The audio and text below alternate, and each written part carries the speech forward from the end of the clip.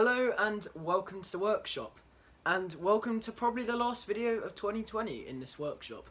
And I'm really enjoying the new space. I have got some Christmas lights up which I'll show you, but we've got a few bits and bobs and some fun festive kind of things to do in this vlog.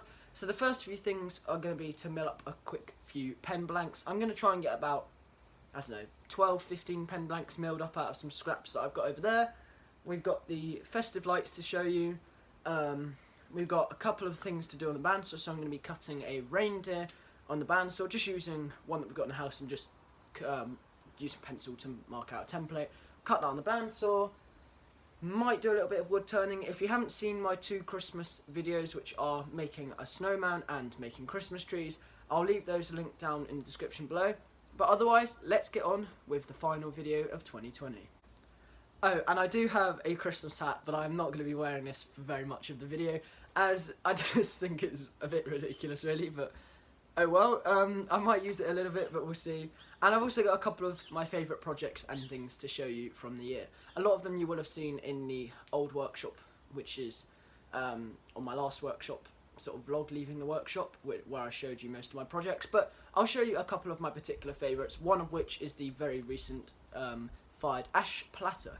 So let's get going. So we're going to start by milling up all of the pen blanks on the bandsaw. I've got a bit of oak, I've got a bit of ash, I think, and I've got some brown oak, sapele, and a bit of walnut. The ash I'm not going to actually use for this because they're spindle blanks and I don't really want to cut those into pen blanks. And we've got a little bit of brown oak, but I might make that into a very small bowl blank. We'll see. But let's move on to cutting up the blanks. So I'm going to show you what I did on the bandsaw. So firstly, we've got two brown oak little bowl blanks. These are going to be tiny bowls. These will just be practice. They won't make a video or anything. But they're good practice if I want to just spend half an hour at the lathe, maybe an hour or something, just really practicing the skill. These are perfect for that. And brown oak, I think, is harder to turn than most woods. I find oak quite hard to turn, but that's just my personal opinion. Although it's just mainly because of the tear out. Then this was a bit of beech that had come off the lathe because I hadn't tightened it down properly, and it had ruined one of the ends, so I couldn't mount it again. So I've just cut that off so that I can reuse this blank. It will make a nice bottle stopper or something. Another little brown oak bit here. This will make a lovely bottle stopper. You can see the sap running through this, and I absolutely love this piece of grain and stuff. It's really nice. You can really see the contrast here between the sap and the harder wood. I've got another two not quite square bottle openers or bottle stoppers or whatever. I don't think these might not get used because they're not very square, but we'll see. And then I've got a load of pen blanks. So here's what I'm kind of aiming for. This is a Panga blank from Surrey Timbers, and I've made a walnut one, another walnut one. These are all of the offcuts off of the walnut chopping board that I made. And believe it or not, I've only just got round to actually milling them all up now. But these will make some really nice pens. They've got some great figure to them, and I really think they'll look nice on some pen blanks. Last three things, we've got this very small beech one. This might make a pen, or it might just be a finial practice one. I do like to make some offcuts for finial turning and things every so often, because I don't really do many finials, and my plan for probably January, I'm going to do a video where I practice finial turning. Again, another bit of beech, probably be used for some finial turning, and then another lovely piece of walnut. So all in all, not bad from what essentially is a load of offcuts. I think they'll look really great on some pens, and perhaps these ones I might even double stack like that. You can make quite a nice little vase or something, I don't know. But I think there's quite a lot of scope to do some awesome things with that. My push stick, I thought I had sawn straight through my push stick. You can just about make out where the blades hit there, but that's what this is for rather than my finger. This is just made out of a scrap piece of pallet wood, hence the colouring here, but it's actually very smooth to the touch. Yeah, it was the first thing I cut on the bandsaw, if I'm being truthful. It was milled out of this piece of pallet wood, nice thick piece. And sorry about the loud bang, and I just thought I'd make myself a push stick because good to have. And I'm actually using this quite a lot. I am going to do a video on making a nicer looking one. I won't make it out of any hardwood, I don't think. I'll probably just use a bit of 18mm ply, something like that. Or maybe I'll use a little bit of hardwood or something. It's nice to do some fun projects that are a bit unnecessary sometimes. But yeah, this is the push stick, and we've got quite a few bits and bobs milled up. We've got 1, 2, 3, 4, 5, 6, 7, 8, 9, 10, 11, 12. Got 12 things all milled up there, and that includes the 2 bowl blanks. So I'm going to have lots of fun doing all of those, but as I said, mid-January probably will be some finial turning, and I'm really, really looking forward to getting into that. Now let's move on to the Christmas themed things. Let's get going. So I'm going to keep the hat on, it's keeping me warm enough in here. So I had a question about 4 or 5 months ago about whether any of my bowls would be able to hold water. Now, to be honest, I reckon they might be able to. This is one of the very old bowls. Well, that's very old. It was one of my demo ones that didn't go to plan, which I had to end up remaking. Basically, it's not flat on the bottom, and it's almost got a hole in the bottom. Not quite, so it might be able to hold water. So what we're going to do is we're going to move over to the sink, and we're going to fill it about 3/4 full, and we're just going to see whether it can hold water. I think it'd be interesting. Someone asked about it, thought why not throw it into this video. I can't take myself seriously wearing this hat, so I think it's going to come off. But we're going to put some water in this and see how it goes. Welcome to the world of a sink with some stuff and lights behind it. So I think we'll just fill it up with a little bit of water.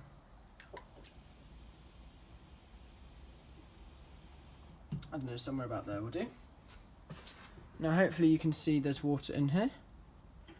You should just about be able to make it out. Now I'm going to leave this there.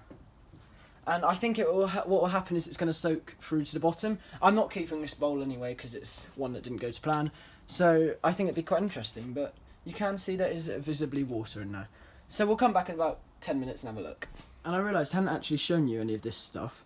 So this is just the sink corner. At the moment it still needs a cabinet to be built into it, which I am doing using an old one. This is all the builder's tea making stuff, but yeah. And then we've got the lathe around here with the heater on it.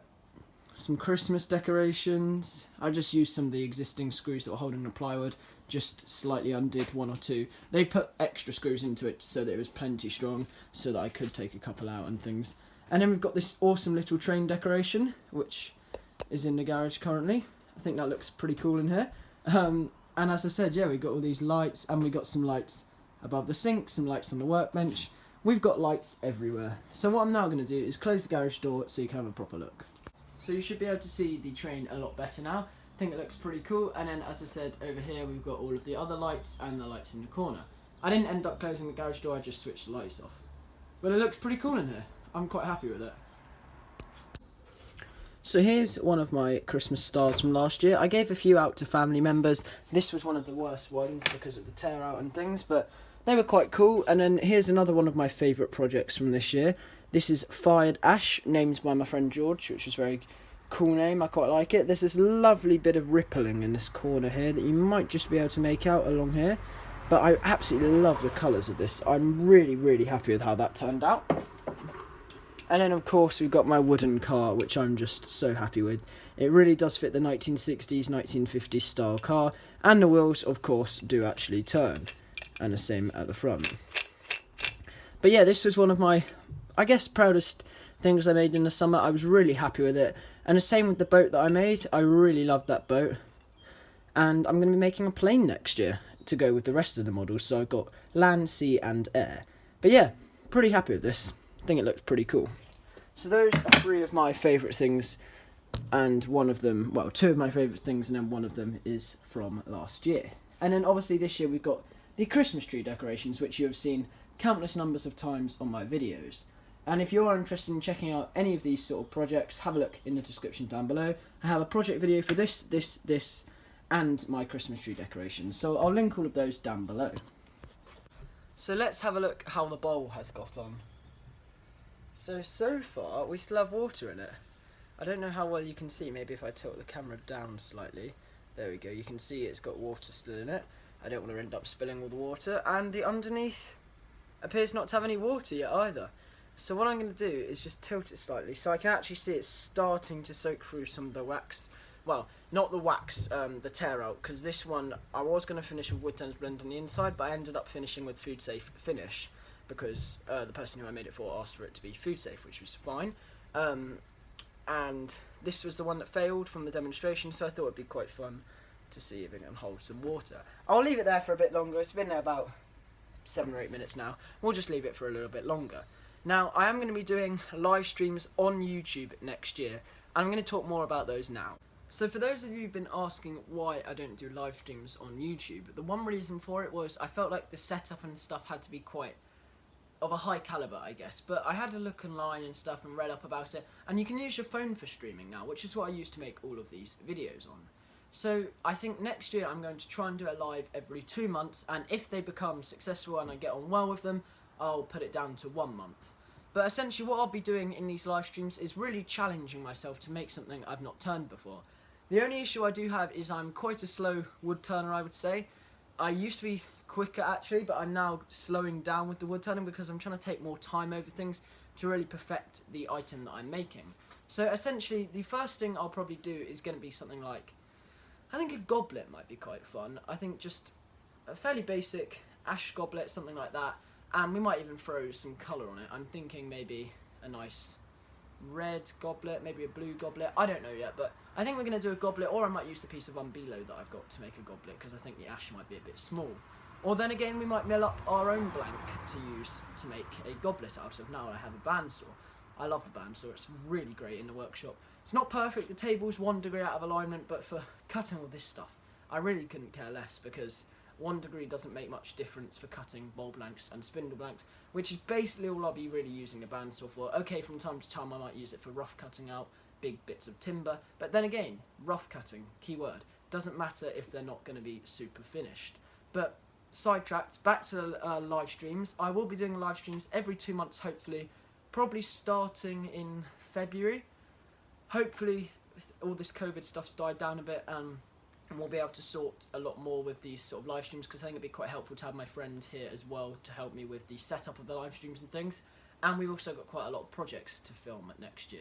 I've got, I think, 3 projects that I'm working on at the moment. One being finial turning, which will be happening mid-January. I've, as I said, just milled up all of the blanks for that, so that's the start of that project. The sleigh, well, whenever we get snow, I'll try and get the timber and get going on that fairly swiftly.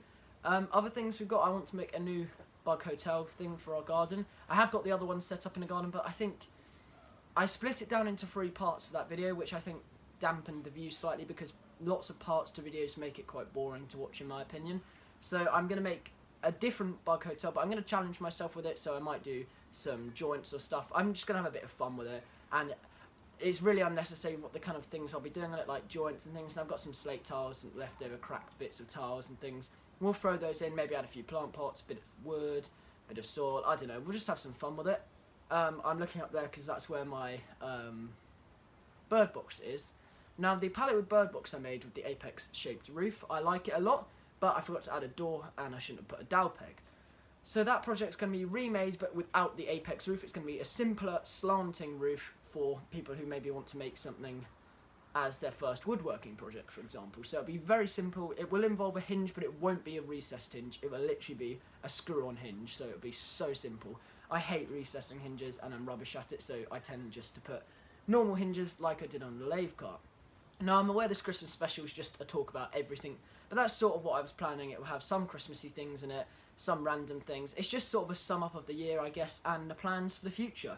The workshop is so much tidier. I'm going to pan the camera around to here so you can see what I'm on about. Now hopefully the camera will stay propped up. It's currently in a load of cricket bags and things that are just piled up in here to go up in the loft.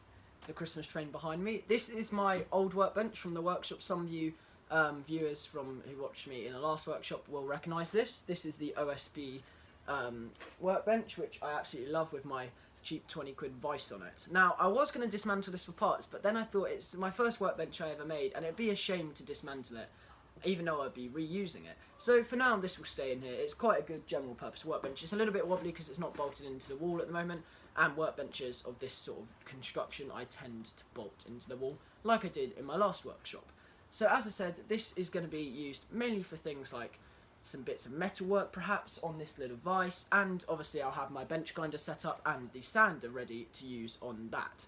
So moving on to some of the other things in this workshop, the workbench I'm currently basically sitting on, this is the vintage workbench. If I pan the camera back round you'll be able to see what I mean.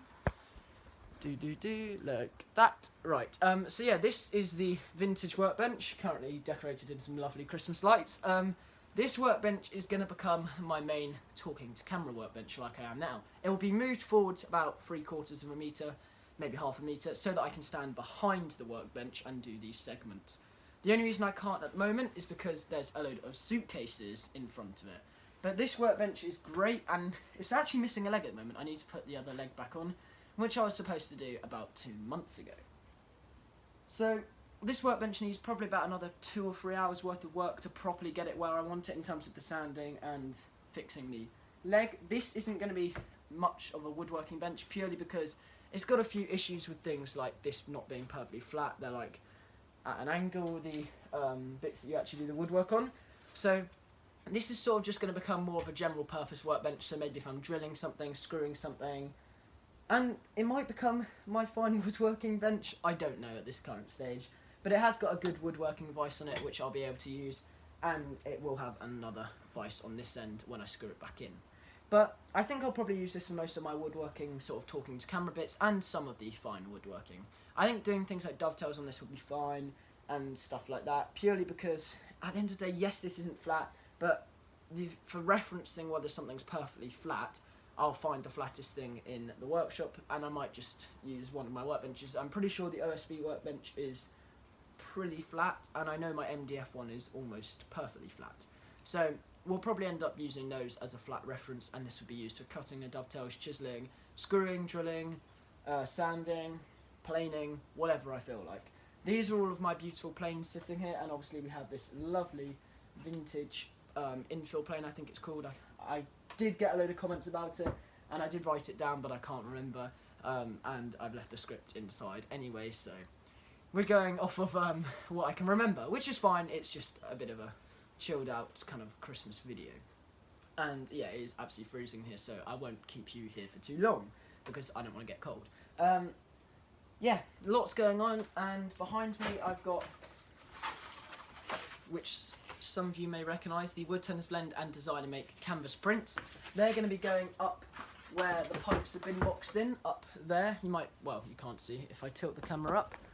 Can you see up there? Yes, you can. So up there somewhere is going to be where the pipes sit, where the canvas print sits, which will be on that boxed in pipe section. I think they're going to look pretty good up there, and I might get one more. I don't obviously have a third brand yet. I have the brand of Designer Make and the brand of Wood Tennis Blend, but I don't have another brand.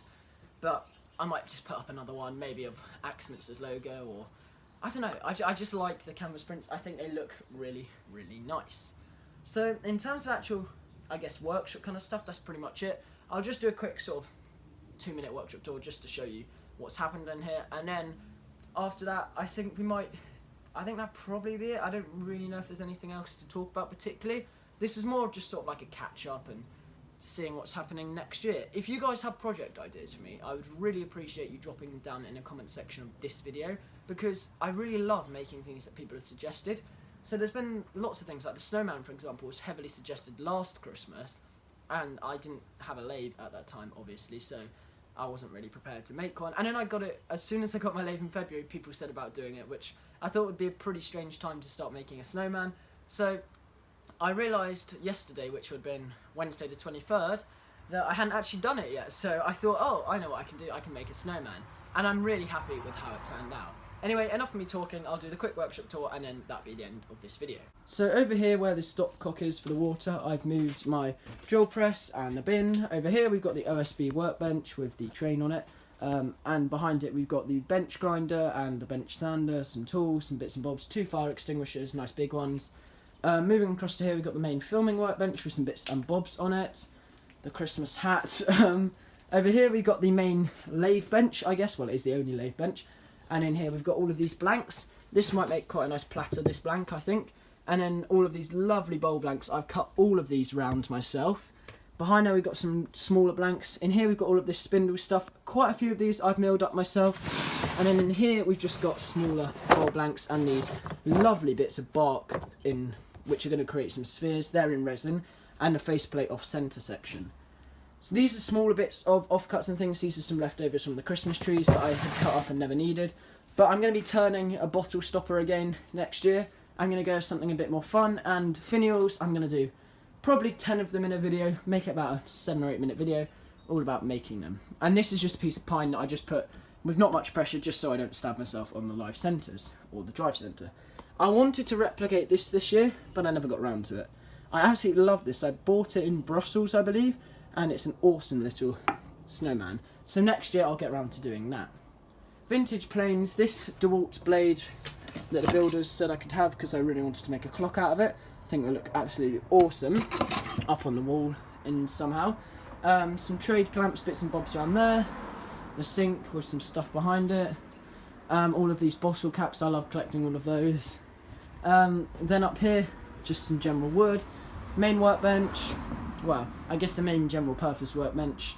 All of the tool organisers, my push stick, the bandsaw, the lovely DeWalt BS1310 bandsaw.